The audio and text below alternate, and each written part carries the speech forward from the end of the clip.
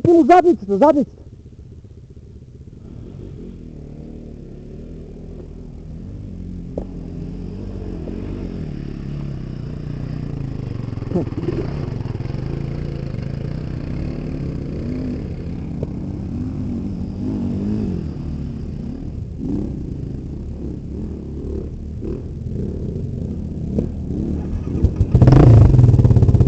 Пусти го назад.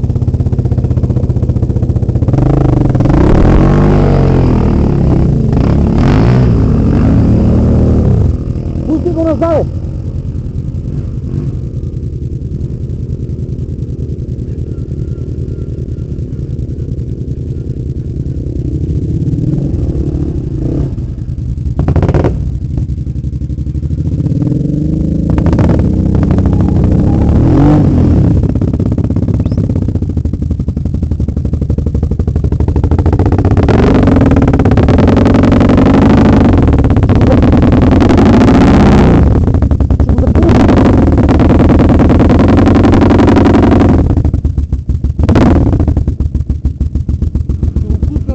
Добре, дай.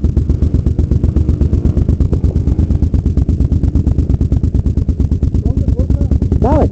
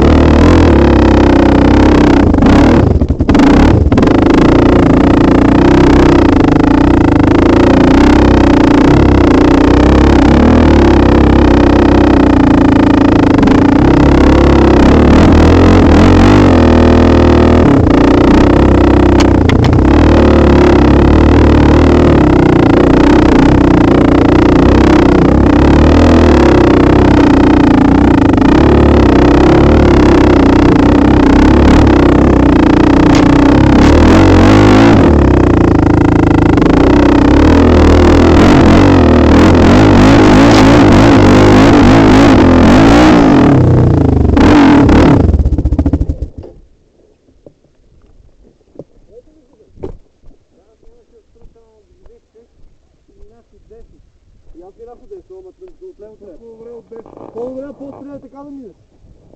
Да, ама аз там паднах с коловоза и ми удари отдолу. Не, там я представям, че от 10 и стартира. Да, не е ли? Ема гумата трябва. Или за някакви Мисля, че съм ви снимал там какво правите, така че не е нужно да обяснявате. Да, трябва. И Стефан с кълзаки. Чакай с ним. Ще го продам Да после. кажеш после, че имаш колко беше. Ще го продам този клип, после да го пускай в YouTube. Кой бе? Ще продам такова. Уроци железен. Lesson 1, 12 и половина. Загаси си това. Загаси си това, Мишо.